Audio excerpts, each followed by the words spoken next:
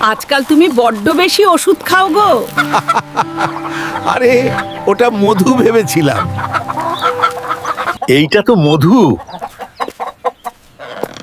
একটু চেখে দেখি।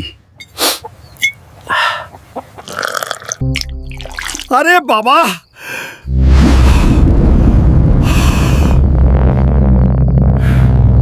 ওগো তুমি কি হয়ে গেলে? আমি এখন উপকারী হাল্ক। আরে মুরগি ভয় পাচ্ছে কেন? আমি তো উপকার করতে এসেছি।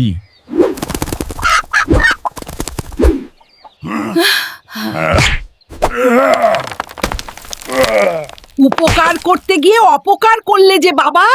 দিদু, তোমার জন্য বড় মাছ ধরে আনছি।